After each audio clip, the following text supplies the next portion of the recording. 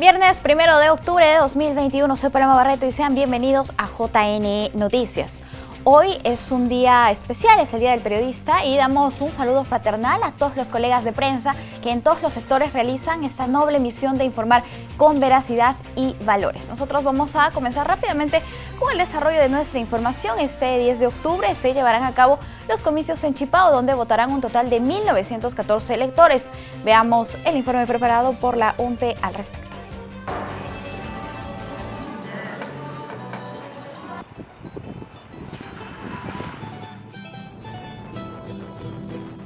En el departamento de Ayacucho, provincia de Lucanas, se encuentra Chipao, distrito que tendrá una nueva oportunidad para elegir este 10 de octubre a sus autoridades municipales que completarán el periodo 2019-2022.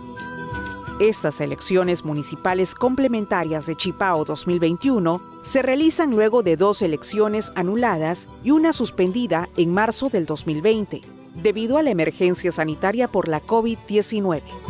En agosto, la ODP Lucanas reanudó sus actividades operativas de organización, desplazando a especialistas que capacitarán a los actores electorales. En total, son 1.914 electores hábiles y 48 miembros de mesa, titulares y suplentes, quienes ejercerán su deber en 8 mesas de sufragio ubicadas en 3 locales de votación, uno en el distrito de Chipao, otro en el centro poblado Yanama y también en el centro poblado Villa Gesell. Las jornadas de capacitación a miembros de mesa se realizarán los domingos 26 de septiembre y 3 de octubre respectivamente. Como estaba previsto, utilizarán el sistema de escrutinio automatizado. El horario de votación es de 8 de la mañana a 4 de la tarde. La OMPE garantiza el cuidado de la salud de los actores electorales con la aplicación de los protocolos de seguridad y prevención contra la COVID-19.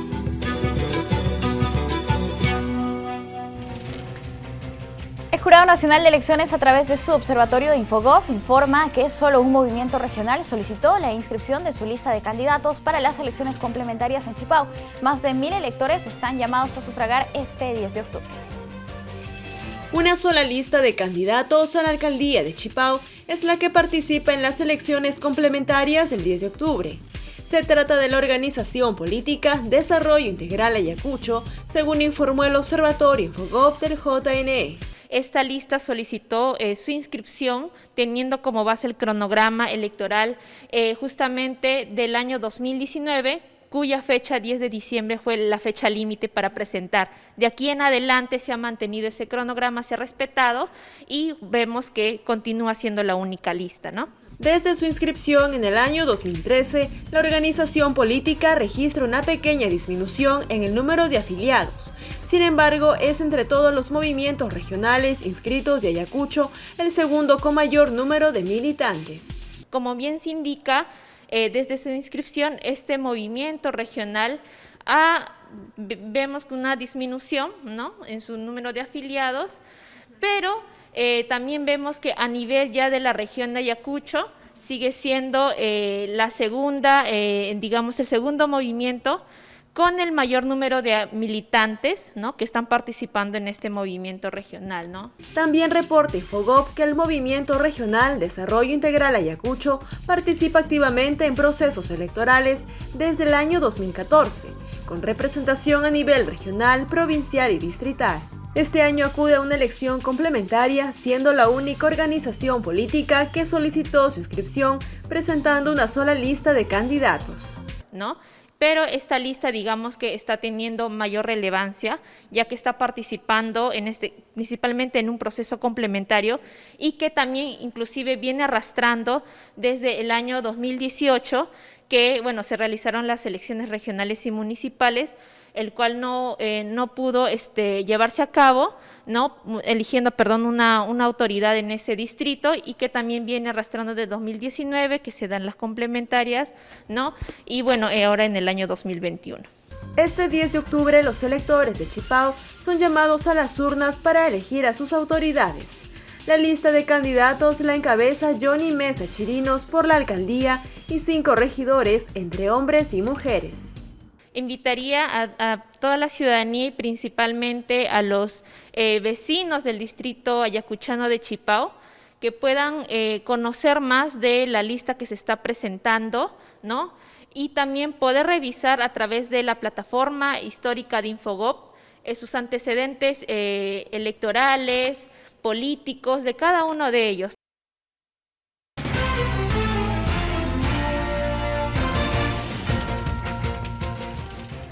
Amigos, para contarles que el Jurado Nacional de Elecciones ya habilitó la plataforma Voto Informado y está disponible para que los ciudadanos que irán a las urnas este 10 de octubre estén informados tanto sobre las autoridades en consulta popular de revocatoria como para conocer las autoridades o los candidatos que postulan en Chipá.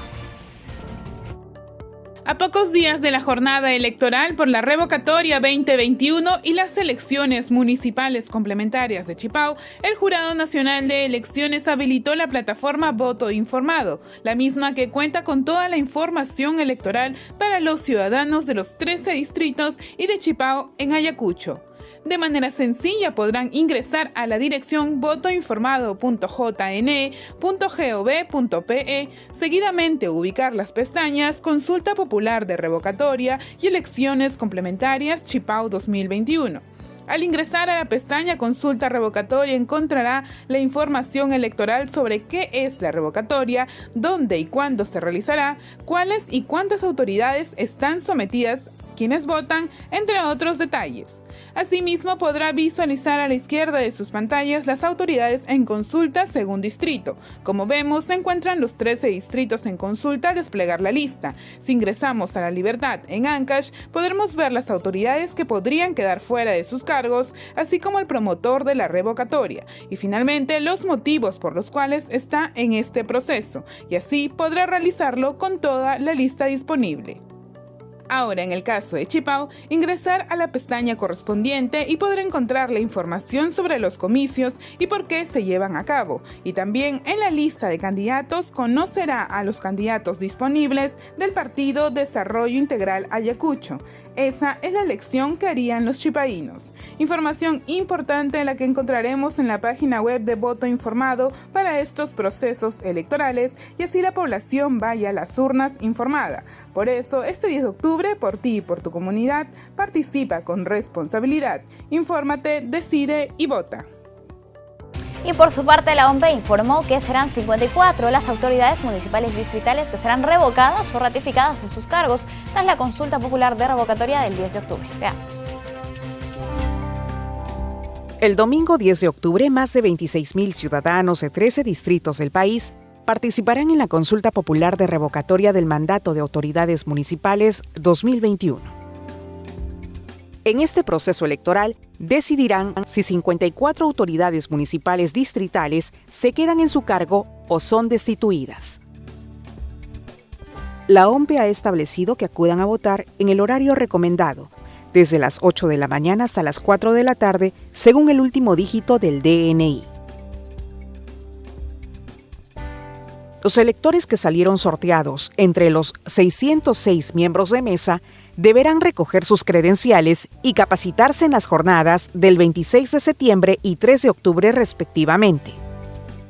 Los distritos que participarán en la consulta de revocatoria son Pilpinto en Cusco, Sama en Tacna, San Buenaventura en Huánuco, Tauripampa y Langa en Lima, Ñahuimpuquio en Huancavelica, Chavín en Ica, Cotabambas y Justo Apu Sahuaraura en Apurímac, Cuturapi en Puno, Lobitos en Piura, La Libertad en Ancash y Guayucachi en Junín.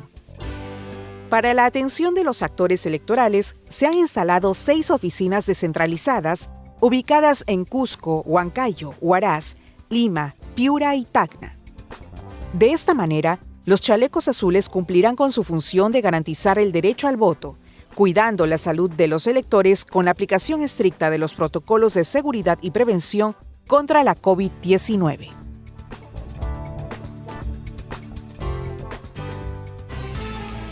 La OMPE aprobó los formatos para presentar información financiera de campaña de las revocatorias. El plazo de entrega, según se precisa en una resolución del Diario del Peruano, vencerá el 29 de octubre.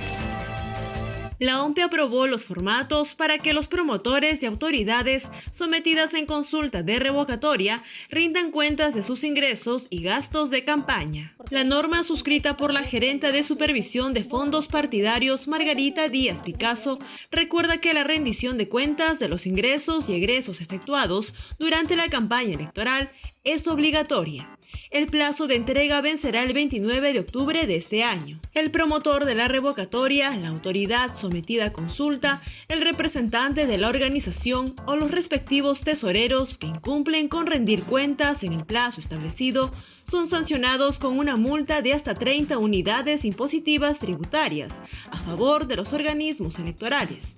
Esto es equivalente a 132.000 soles. Los distritos convocados a la revocatoria del 10 de octubre son Pilpinto en Cusco, Sama en Tacna, San Buenaventura en Huánuco, Tauripampa en Langa en Lima. También Ñawinpuqui en Huancavelica, Chavín en Ica, Cotabambas y Justoapu en Apurímac, Cuturapi en Puno, Lobitos en Piura, La Libertad en Ancash y Guayucachi en Junín. A continuación, iniciamos una ronda informativa con los coordinadores de acciones educativas que el Jurado Nacional de Elecciones tiene desplegado en diversas regiones con miras a la revocatoria y comicios en Chipao. Nos enlazamos primero con Tacna desde el distrito de Sama. Nos informa Lidia Carmona. Lidia, adelante, ¿cómo estás? Buenos días. Buenos días. Estamos en el distrito de Sama, región de Tacna, aquí en el centro poblado Las Yaras, en la institución educativa Carolina Freire Arias. Bien, el día de hoy realizaremos una charla informativa como parte de las actividades educativas del Jurado Nacional de Elecciones del programa Voto Informado. Venimos como coordinadores de acciones educativas asignados a este distrito de Sama, realizando las acciones educativas con motivo de la Consulta Popular de Revocatoria 2021 del Mandato de Autoridades 2021. Bien, entonces continuaremos informándoles respecto de todas las actividades que realicemos, tanto charlas informativas como módulos itinerantes, así como también el perifoneo respectivo, de manera que la ciudadanía se mantenga informada y acuda a las urnas a marcar el sí o no en esta consulta popular de revocatoria el 10 de octubre. Listo, muchas gracias por la información. Ahora nos trasladamos al distrito de Guayucachi, en Huancayo. Luis Castillo nos reporta desde la zona. Adelante. Gracias por el pase. Bien, ahora nos encontramos aquí en la plaza principal del distrito de Guayucachi, realizando nuestros módulos itinerantes, ¿no? Dando la información a la población con respecto a lo que se va a realizar este proceso de consulta popular de revocatoria en 2021. Todos los días estamos realizando las charlas correspondientes a la población, llegando a los lugares donde ellos están teniendo en los barrios, en los centros alejados. ¿Para qué? Para que ellos tengan toda la información que deben tener en este proceso de este 10 de octubre. Asimismo, ya hemos programado para este próximo domingo lo que se va a realizar la exposición de motivos entre el promotor de la consulta popular y la autoridad de consulta, ¿no? Ambos representantes ya están con todo de acuerdo para realizar este proceso. Ya tenemos los actos correspondientes y ya hemos coordinado el evento que se realizará este próximo domingo. Asimismo, informarte que ya estamos recorriendo también barrios y llegando a toda la población. Todos estos trabajos los estamos haciendo diariamente, pues, con tal de que la información la población lo tenga adecuada, oportuna, y lo que se quiere que tengan un voto informado el día 10 de octubre. Esa es la información que tenemos hasta el momento. Listo, muchas gracias. Terminamos esta ronda informativa desde el distrito de Ñawinpuqui, en Huancavelica. En el lugar se encuentra Elisa Vilcapoma. Adelante, Elisa. Gracias por el pase. Soy Elisa Vilcapoma. Me encuentro laborando en el distrito de Ñawinpuqui. En esta ocasión me encuentro con un módulo informativo, dando información electoral aquí a la población para que puedan participar este 10 de octubre en esta consulta popular de revocatoria 2021. Estoy instalada desde las 11:30 de la mañana. Me he apersonado en este lugar donde vienen las personas a almorzar, ya que en este distrito no hay muchos lugares de concurrencia, ¿no? Entonces tengo que buscar las estrategias para poder yo llegar la información a la ciudadanía, poder fortalecer la participación este 10 de octubre. La semana que viene está programado la actividad de la exposición de motivos de las autoridades, en este caso que están en consulta, y también la participación del promotor, que ya todo está organizado. También se tiene planificado el día de mañana realizar charla informativa a los padres de familia de la institución educativa San Juan Bautista. Esta es la información que les puedo compartir desde Ñauinpuquio.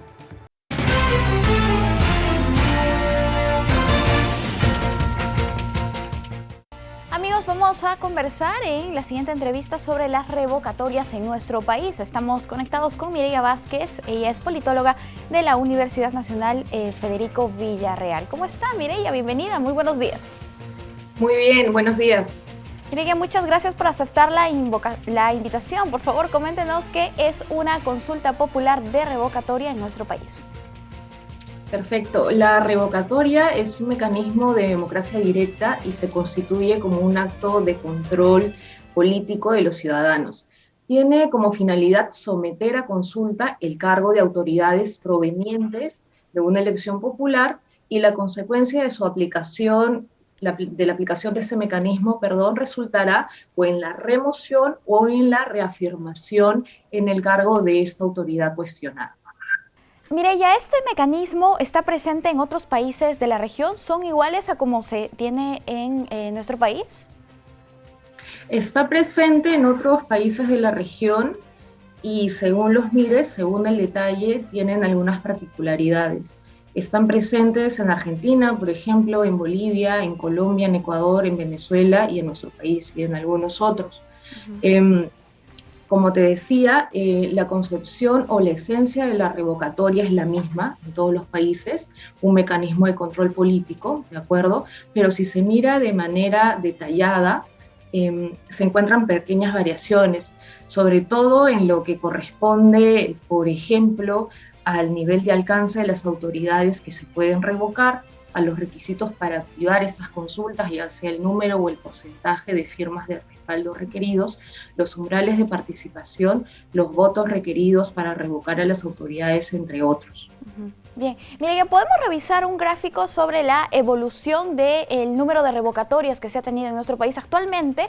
Para la revocatoria que vamos a celebrar el 10 de octubre tenemos 13 distritos. Sin embargo, anteriormente tenemos una cantidad diferente, incluso mucho más elevada. ¿Podrías explicarnos, por favor, el gráfico que vamos a presentar en pantalla? Sí, en efecto. En el caso de las revocatorias peruanas, se caracterizan porque estas han tenido un alto uso, si es que las comparamos con los procesos de revocatoria de otros países. ¿Cómo se explica este gráfico que estamos viendo? Se explica como consecuencia del impacto de la reforma electoral en esta institución que se llevó a cabo en el 2015. La revocatoria del mandato de autoridades que se activó para la Municipalidad Metropolitana de Lima en el 2013 concentró la atención sobre este mecanismo y conllevó a un necesario debate sobre su balance de uso en esos 18 años, ¿no? Porque en 2013 fueron 18 años de uso. Como es sabido, muchas veces, solo cuando se echa a andar la máquina, uno puede darse cuenta de las deficiencias. Y ubicar estas deficiencias, por ejemplo, otorga oportunidad de mejora. Y eso fue lo que pasó con la institución de la revocatoria en el Perú. El mecanismo no es malo, su uso no es malo, pues su activación evidencia una serie de problemas en la circunscripción. Y es más, puede operar como un salvavidas cuando la representación no funciona. Entonces, lo primero que hay que decir de este gráfico es que, en efecto, hasta antes del 2015, el uso de la revocatoria o la presencia de la revocatoria era bastante alto. Hay investigaciones o publicaciones que señalan que por lo menos la revocatoria ha estado presente en el 50% de los distritos que componen el país.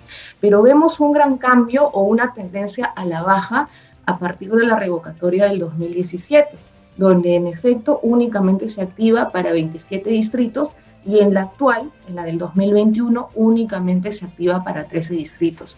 Y en resumen, en consecuencia, aquí lo que estamos viendo es un impacto directo de la reforma. Bien, Ahora, en la última revocatoria que tenemos en marcha, se ve que generalmente los distritos son rurales. ¿Por qué se tiene esta situación? Además de ser rurales, son distritos pequeños, ¿de acuerdo? Y es posible que esto se dé porque en distritos rurales y pequeños sea mucho más fácil de conseguir las firmas, sea mucho más factible de llegar al 25% de firmas de respaldo. Las investigaciones académicas, de acuerdo, señalan que del universo de distritos en los cuales se activó la revocatoria, cerca del 92% tenían menos de 5.000 habitantes o 5.000 electores, perdón. Entonces, sí podría establecerse una relación directa entre menor población electoral y mayor factibilidad para poder conseguir las firmas requeridas para la activación de la revocatoria. Bien, ahora se habla mucho sobre si las revocatorias son un proceso de participación ciudadana o son una herramienta usada principalmente por actores políticos. ¿Qué usualmente se encuentra en este tipo de casos?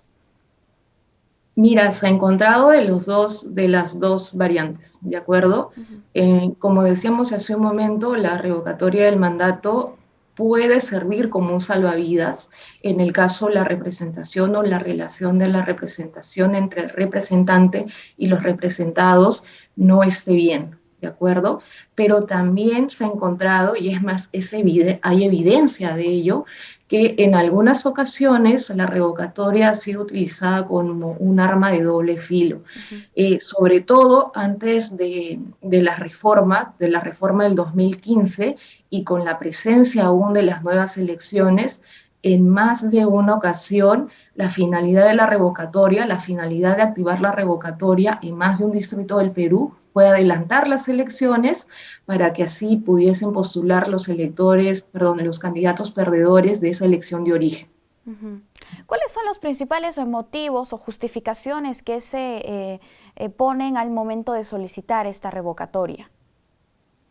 Sí, antes de la reforma del 2015 es muy interesante revisar las solicitudes de revocatoria y ver cómo se colocaban motivaciones, porque recordemos que la revocatoria o la solicitud de la revocatoria no tiene que ser probada, pero sí se tienen que señalar las motivaciones, y es muy interesante cómo esas motivaciones eran sumamente genéricas, ¿de acuerdo? Habían ejemplos como, por ejemplo, se le quiere revocar a tal consejo por incapaces, o cosas así. También habían otros casos en los que los motivos podían haber sido muy bien canalizados a través de otro tipo de procedimientos, ¿no? Como la vacancia o la suspensión de autoridades, pero no se hizo así. Y también hubo algunos casos extremos, que fueron pocos, si bien es cierto, pero que están ahí registrados en la historia de la revocatoria, donde las motivaciones se restringían al índole de la vida personal de las autoridades cuestionadas. Después de la reforma, esto ya lo encontramos en los expedientes o en las solicitudes de revocatoria del año 2017 y de este año, del año 2021, las motivaciones son mejor argumentadas y se encuadran sobre todo en problemas de deficiencia de representación de esas autoridades con sus distritos o con sus provincias. Bien, bien. Mire, ya para finalizar con la entrevista, ¿quién asume el cargo cuando un alcalde o algún regidor es revocado? Sí, mira, la ley 26300 señala que las autoridades revocadas son reemplazadas por los accesitarios para completar el periodo de mandato. Supongamos que se revoca al alcalde. ¿Quién lo reemplazaría? Sería el primer regidor accesitario de su lista. Y en el caso se revoque a un regidor, quien pasaría a reemplazarlo sería el accesitario de su lista. Ahora, es importante señalar o mencionar que la ley, la que se encuentra vigente, en ningún caso permite la figura de las nuevas elecciones. Y esto es un punto importantísimo de destacar, puesto que constituye un gran avance del fortalecimiento y perfeccionamiento de este mecanismo de control ciudadano. Bien, listo. Mireya, muchísimas gracias por acompañarnos aquí en JN Noticias. Ha sido un gusto conversar contigo. Gracias, hasta luego. Cuídense, hasta una próxima oportunidad, amigos. Nosotros hemos conversado sobre las revocatorias en el Perú, su marco normativo, y también hemos hecho un análisis de la evolución de las revocatorias a través de los años. Vamos a hacer una brevísima pausa. Volvemos.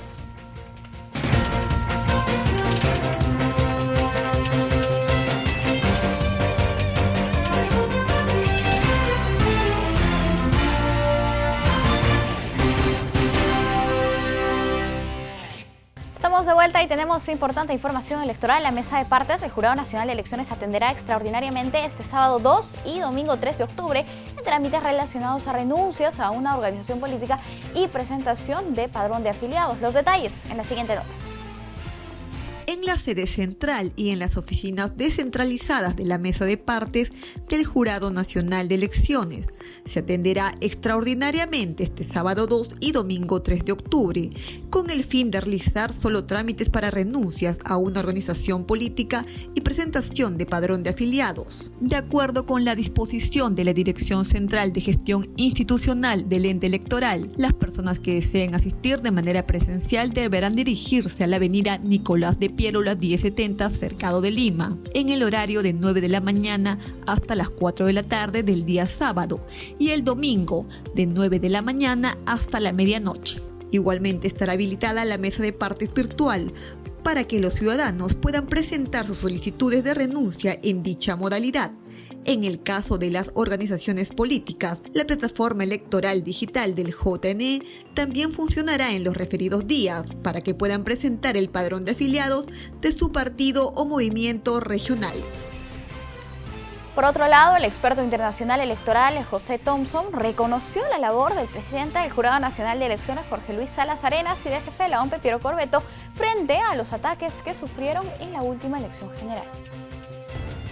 Estos dos señores y sus instituciones merecen reconocimiento y aplauso, no acoso y acusaciones insensatas. De esta manera, José Thompson, director ejecutivo del Instituto Interamericano de Derechos Humanos CAPEL, reconoció el trabajo del presidente del Jurado Nacional de Elecciones, Jorge Luis Salas Arenas, y el jefe de la OMP, Piero Corbeto, en torno al acoso y acusaciones que vivieron en la última campaña electoral ambos titulares. Asimismo, destacó que la observación electoral realizada en Perú corrobora que las elecciones fueron realizadas correctamente. CAPEL, junto con la Unión Interamericana de Organismos Electorales, es la entidad en el mundo que tiene más misiones de observación efectuadas. Hemos hecho más de 300 misiones de observación desde 1985 y empezamos en esta materia mucho antes de que entidades que respetamos muchísimo, pero que son más jóvenes en estos temas, como la OEA y la Unión Europea, empezaran a organizar sus misiones de observación. En lo personal, he estado en más de 100 elecciones en América Latina, y lo saben mis amigos de Colombia, mis amigos de Ecuador, mis amigos del Perú, y cuántas integraciones de organismos electorales no hemos visto pasar en México, desde México hasta Chile.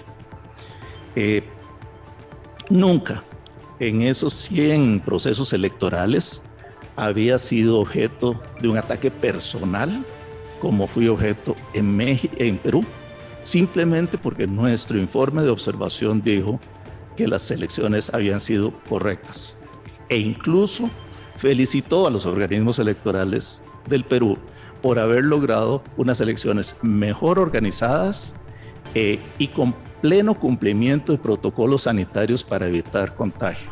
De la misma forma, el experto internacional expresó su preocupación sobre las especulaciones de fraude electoral en el país. En el momento que se supo que nuestra institución estaba emitiendo un informe favorable a las elecciones, que no podía ser de otra manera porque no percibimos una sola irregularidad, ni nos fue presentada ninguna denuncia.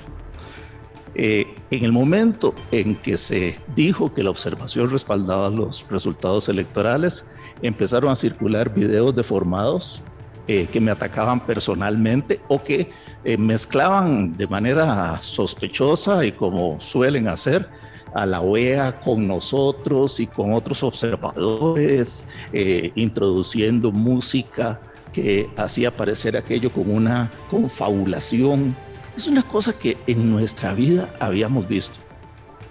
Y por eso les digo que en ese contexto, en donde no hay ningún respeto a las instituciones, no hay ningún respeto a la voluntad del pueblo, ni hay ningún respeto a las personas, es muy, muy complicado poder eliminar ese fantasma del fraude que han resucitado. Thompson dijo estas palabras en el Seminario Internacional en las Américas realizado en Ecuador, donde formó parte de la plana de expositores con los titulares electorales peruanos.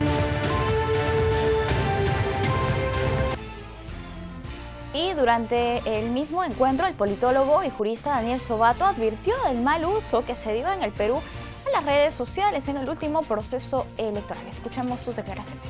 Sí quiero poner un foco rojo sobre este tema, el mal uso de las redes sociales de manera totalmente manipulada para favorecer y para aumentar los aspectos negativos de las redes sociales. Las redes sociales es como una espada de doble filo, tienen aspectos muy positivos para la democracia y para la política y para las elecciones, pero cuando son mal empleadas, mal utilizadas, tienen efectos muy negativos.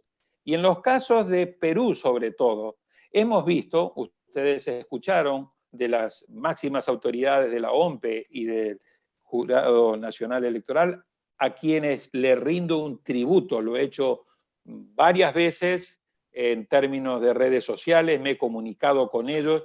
En el terreno institucional hemos sacado un comunicado, pero ahora incluso en el terreno personal le quiero hacer un tributo a Piero Corvetto y al magistrado Salas por no solamente el profesionalismo, la independencia, todas estas cosas que uno da por descontado, que cuando uno llega a esas funciones tiene que tener. Es por la valentía. Son verdaderos héroes lo que han tenido que padecer en materia de los ataques personales y de sus familias. Y esto no puede continuar de esta manera. No debe continuar de esta manera y tenemos que unir esfuerzos para precisamente trazar una línea roja y decir usted tiene todo el derecho para interponer todos los recursos que la ley le faculte. Eso sí, no puede hacer una utilización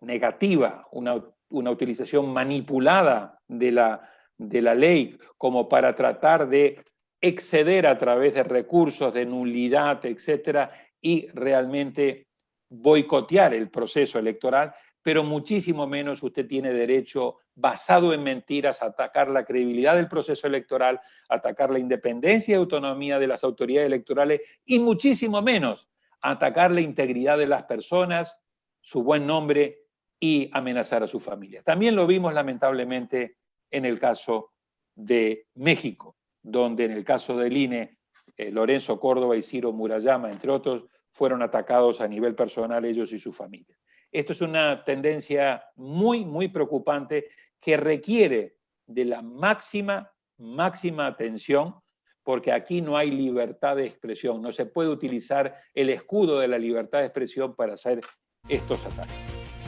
Ayer la Escuela Electoral y de Gobernabilidad del Jurado Nacional de Elecciones realizó la conferencia sobre violencia política por razones de género y participación política de las mujeres, la cual estuvo a cargo del especialista de la OEA, Marta Martínez. Tras los obstáculos que enfrentan las mujeres para participar en la política, la Escuela Electoral y de Gobernabilidad del Jurado Nacional de Elecciones realizó la conferencia virtual Violencia política por razones de género y participación política de las mujeres, a cargo de la especialista de la Comisión Interamericana de Mujeres de la OEA, Marta Martínez. Y precisamente el tema de la democracia, de los derechos políticos de las mujeres, estuvo desde el inicio en las luchas de estas mujeres que conformaron finalmente la Comisión Interamericana. De hecho, la extensión del derecho al voto fue uno de los primeros objetivos de la Comisión, de las primeras agendas que impulsaban las mujeres que integraron la Comisión en 1928. y en 1948 fueron capaces de impulsar la Convención sobre los Derechos Políticos de las Mujeres, 20 años más tarde, y actualmente sigue siendo el trabajo que hacemos en democracia, derechos políticos, erradicación de la violencia política, un área fundamental de trabajo de la Comisión. Seguro que saben también que en 1994 se adoptó la Convención de Belém do Pará, que también aborda el tema de los derechos políticos y, por supuesto, pues establece los lineamientos de obligatorio cumplimiento para los países en materia de violencia contra las mujeres, y que es uno de los marcos pues, que nos ha ayudado mucho en este trabajo de conceptualizar la violencia política de género. La especialista de la OEA señaló durante su exposición que cualquier acción, conducta u omisión realizada de forma directa o a través de terceros, basada en su género, cause daño o sufrimiento a una o varias mujeres, se deberá utilizar los medios de comunicación y redes sociales para denunciar y hacerlo público. La violencia política puede adoptar también múltiples formas, entre ellas lo que la ley modelo señala es que puede adoptar formas de violencia física, sexual, psicológica, moral, económica o simbólica, ¿no? Y yo creo que esta definición nos da muchas pistas para entender de modo certero de qué estamos hablando cuando nos referimos a la violencia política contra las mujeres.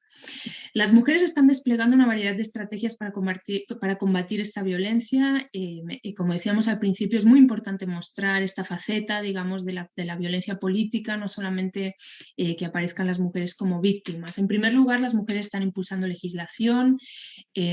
Muy significativo el caso boliviano, cuando asesinaron a la concejala Juana Quispe por razones de violencia política de género, y tras el asesinato y la conmoción que causó en el país y, digamos, pues en la clase política, se aprobó en 2012 la única ley a día de hoy en el mundo íntegra, ¿no?, sobre violencia política contra las mujeres en aquel momento. Enfatizó que ONU Mujeres ha apoyado diferentes causas de violencia de género y aseveró que los próximos pasos a seguir es continuar trabajando en la precisión conceptual del problema, documentando las prácticas violentas y redoblando los esfuerzos para concienciar a los actores políticos. Distintos personajes públicos participaron de la campaña El Padrón Lo Hacemos Todos, con la finalidad de sensibilizar a la ciudadanía sobre la importancia de actualizar sus datos en el DNI en el marco de la elaboración del padrón para las elecciones regionales y municipales del 2022. Pablo Villanueva, Mel Cochita, Rosy Guar, Jaime Chocamandros, Carla Tarazonas, Vanessa Terques, entre otros personajes, participan de la campaña del RENIEC, El Padrón Lo Hacemos Todos, la cual fue lanzado con la finalidad de que la ciudadanía pueda acceder a los datos del padrón a cerrarse este próximo 2 de octubre. Si te has mudado y tu DNI indica otra dirección, es el momento de actualizarlo. Así, en las próximas elecciones regionales y municipales, podrá votar para elegir a la autoridad del distrito, provincia o región donde tú vives. ¿Votaste con DNI amarillo en las últimas elecciones? Pues tienes que cambiarlo. El RENIEC no va a entrar a tu Facebook para actualizar tus fotos. Busca más información en las redes sociales del RENIEC y realiza el trámite para obtener el DNI de mayores de edad. Ten en cuenta que el próximo 2 de octubre se cierra el padrón de las elecciones regionales y municipales 2022. Recuerda, el padrón electoral lo hacemos todos. Asimismo, periodistas y líderes de opinión como Mávila Huertas, Omar Ruiz de Somocurcio, Carla Tello, Martín Arredondo y Fernando Llanos informaron y orientaron a la población para que actualicen sus datos en el DNI, su imagen en caso haya cumplido la mayoría de edad o su domicilio en caso se haya mudado. ¿En las últimas elecciones votaste con DNI amarillo? Si es así, tienes que cambiarlo. RENIEC no va a entrar a tu Facebook para cambiar tus fotos. Eso lo tienes que hacer tú. Así que entra en las redes sociales de RENIEC, infórmate y haz tu trámite para tener el DNI de adultos. Recuerda que hasta el 2 de octubre se cierra el padrón para las próximas elecciones regionales y municipales. Recuerda, el padrón lo hacemos todos. Hola, soy Mávila Huertas y quería recordarte algo muy importante. Si cambiaste de domicilio, es momento de actualizar la información en tu DNI. A través de la página de RENIEC es muy fácil hacerlo, los pasos son muy sencillos y así estarás ayudándote, porque al momento que te toque votar tendrás un centro de votación mucho más cercano a donde resides. Las elecciones municipales y regionales están a la vuelta de la esquina y el padrón se cierra el 2 de octubre. Ese padrón electoral lo hacemos todos. Esta iniciativa del ente registral busca sensibilizar a todos los peruanos y peruanas de la importancia de tener actualizados sus datos en el Registro Único de Identificación de Personas Naturales de RENIEC, debido a que el padrón electoral se elabora con la información de este registro. ¿Y tú, ya cambiaste tu DNI amarillo por el azul o el electrónico? Recuerda que el padrón electoral lo hacemos todos. Ten en cuenta que el padrón para las próximas elecciones regionales y municipales 2022 se cierran el 2 de octubre. Hola, soy Clelia Francesconi y te quiero contar que si te has mudado y no has cambiado la dirección de tu DNI, pues debes hacerlo. Ya se vienen las elecciones regionales y municipales, donde podrás elegir a la autoridad de tu distrito o de tu región. Ten en cuenta que el próximo 2 de octubre se cierra el padrón de las elecciones regionales y municipales del 2022. ¿Qué tienes que hacer? Infórmate entonces en las redes sociales de RENIEC y haz el trámite, porque recuerda que el padrón electoral lo hacemos todos.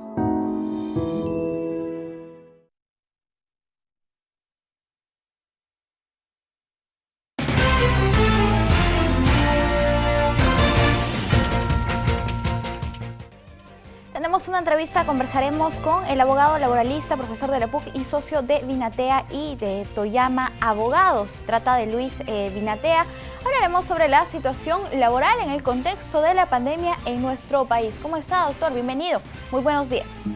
Muy buenos días, muchísimas gracias por la invitación, encantado de conversar con ustedes. Gracias a usted por acompañarnos, doctor. ¿Cómo se ha visto afectado el empleo en el contexto de la pandemia? Sabemos que tenemos cifras realmente lamentables en cuanto al tema de desempleo. Sin embargo, a la fecha, ya al mes de octubre de 2021, ¿cómo se ve la situación? Bueno, ciertamente ha mejorado. El año pasado, particularmente a partir del segundo trimestre, tuvimos una caída muy importante del empleo. El empleo cayó cerca de 40%, provocado evidentemente por la pandemia y por las medidas restrictivas, ¿no?, que impuso el gobierno. A la fecha, habiéndose levantado muchas de esas restricciones, habiéndose ya llevado adelante un proceso, creo que exitoso, de vacunación y habiéndose facilitado muchas vías de acceso para el tránsito de los trabajadores, hoy podemos hablar que se está volviendo casi en materia de recuperación del empleo a los niveles prepandemia.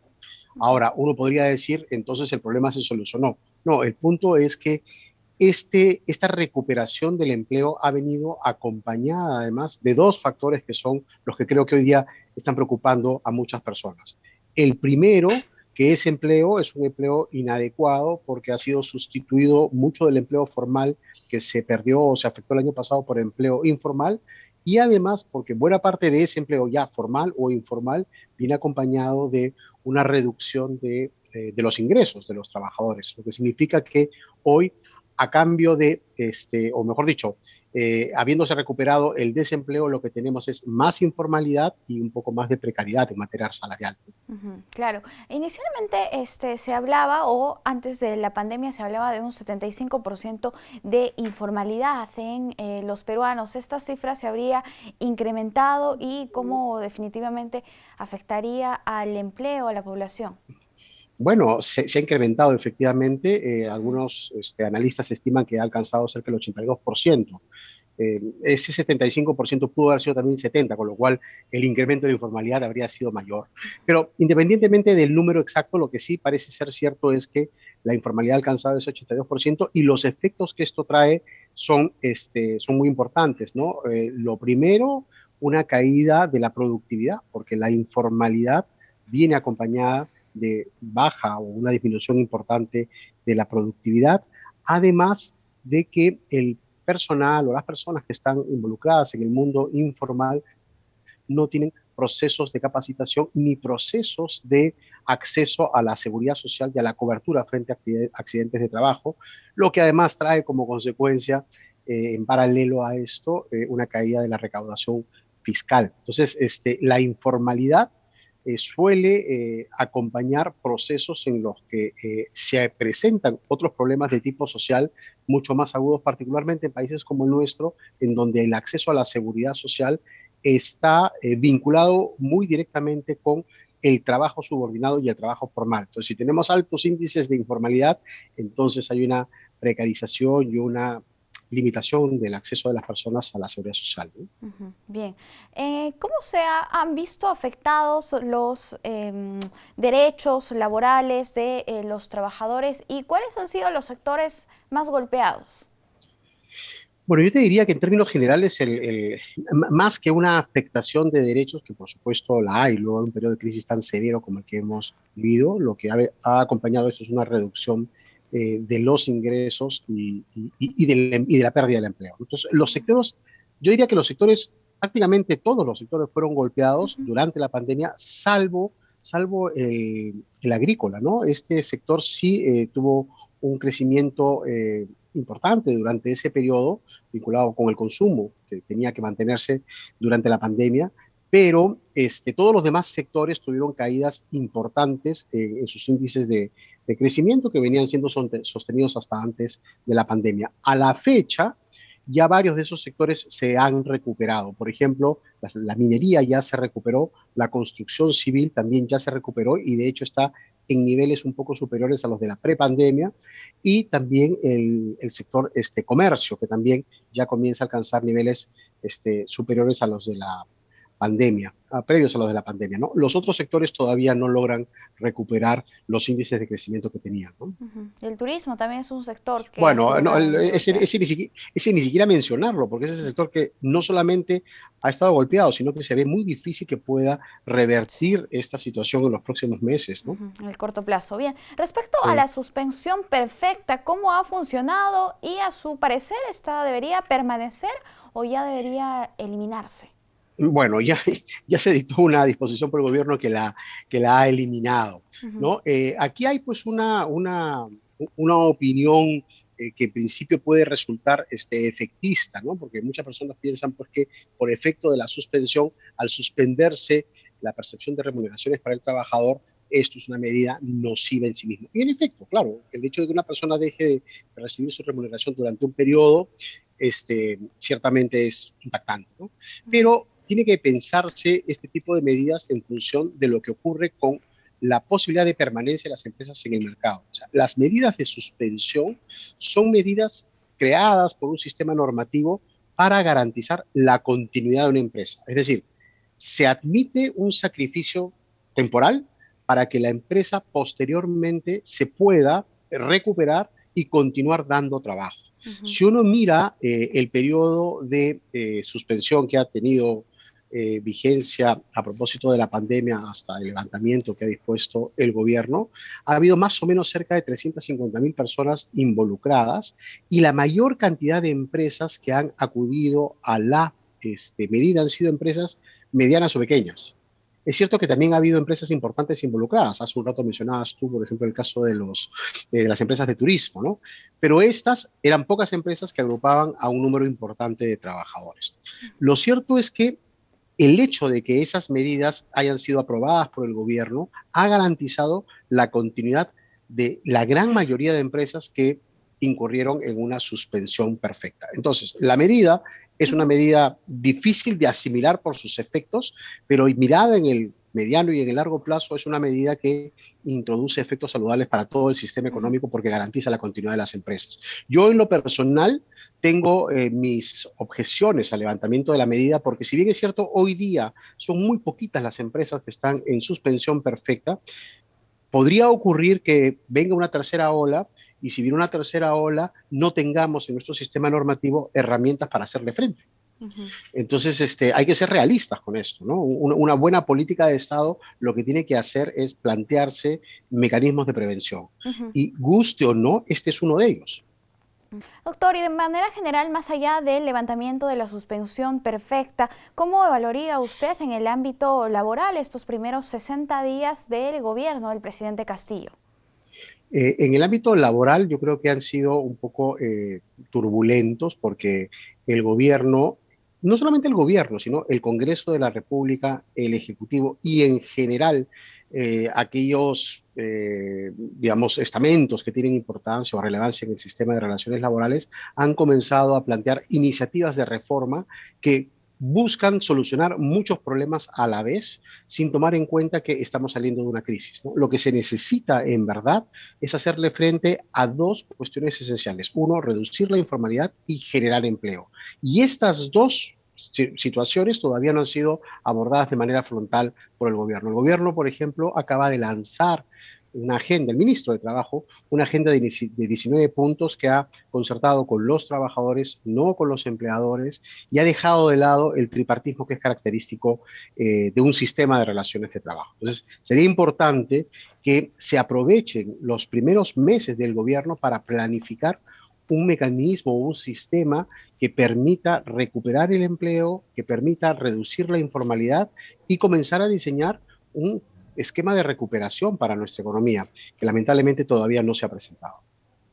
Bien, listo. Ahora, respecto al trabajo remoto que aparentemente ha llegado para quedarse en todo el mundo, ¿no? En ese sentido, ¿cómo se puede regular para que los costos no recaigan únicamente en los trabajadores y este tema de que la jornada laboral no tenga límites en cuanto a horarios, hablando, y fines de semana? Bueno, en esto ya hay unas buenas noticias y algunas tareas pendientes, ¿no? Respecto del trabajo remoto, esta es una medida de emergencia que se dictó justamente con la pandemia y que todavía va a seguir vigente hasta fin de año, ¿no? Y el trabajo remoto regulado por el Estado es una medida de emergencia que no se ha planteado temas como, por ejemplo, la asunción de los costos. Sí se planteó complementariamente la imposición de límites al trabajo fuera de la jornada, lo cual me parece saludable, pero la tarea de los costos ha sido abordada más bien por un proyecto de ley que está pendiente de aprobación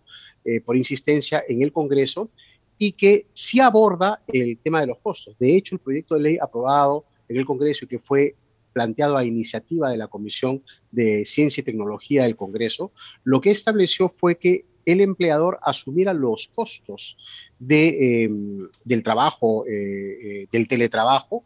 En el caso del sector privado y en el caso del sector público no los asume en realidad el Estado solamente cuando tiene elementos para hacerlo, y si no es así y los asume es el trabajador, con lo cual ahí hay una asimetría un poco difícil de entender, pero lo cierto es que la norma ya trajo una propuesta de solución que también se complementa con los límites a la jornada, que son más bien un mecanismo, un sistema de desconexión digital. Entonces, ya hay un proyecto normativo que por supuesto se puede mejorar, pero la iniciativa existe y falta que el Congreso de la República la apruebe por insistencia, porque el Ejecutivo, previo a la asunción del nuevo gobierno, observó el proyecto. Claro. Bien. Listo, doctor, muchísimas gracias por acompañarnos aquí en JN Noticias. Hemos conversado sobre la situación laboral en el contexto de la pandemia en nuestro país. Ha sido un gusto conversar con usted. Igualmente para mí, muchísimas gracias por la invitación. Hasta encantado, muy buenas tardes. Gracias, cuídese. Amigos, tenemos que hacer una brevísima pausa. Volvemos.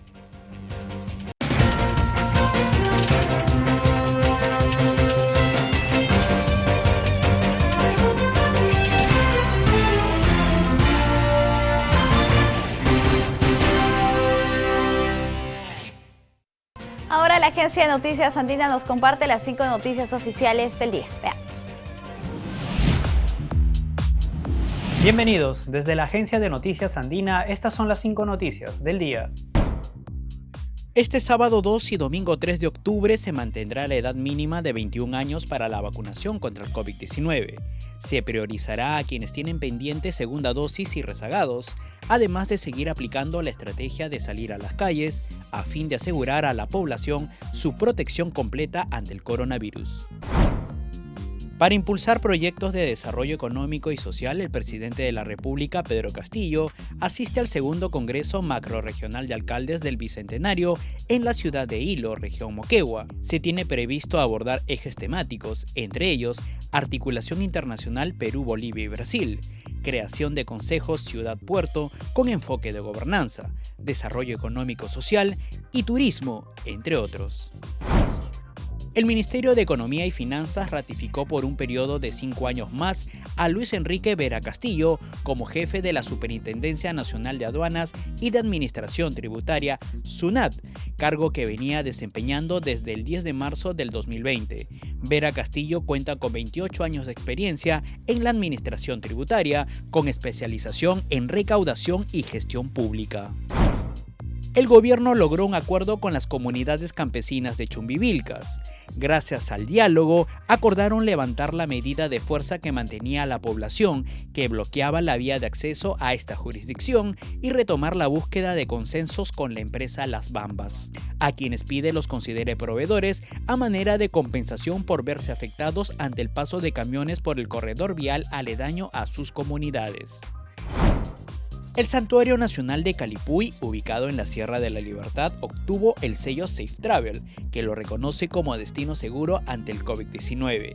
Esta área natural protegida, que estuvo cerrado desde marzo del año pasado, ya puede recibir visitantes los 7 días de la semana y de manera gratuita.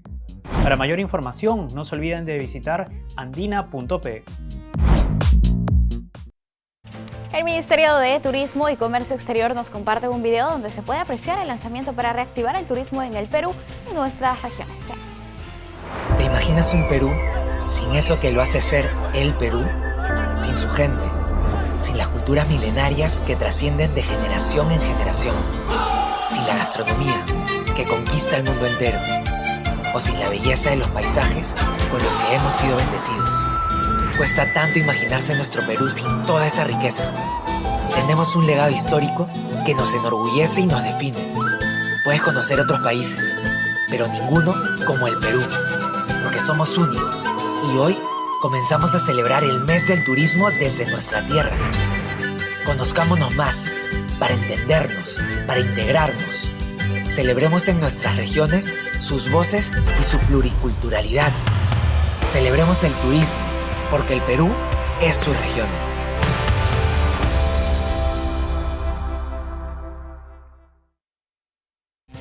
Bicentenario del Perú, 2021.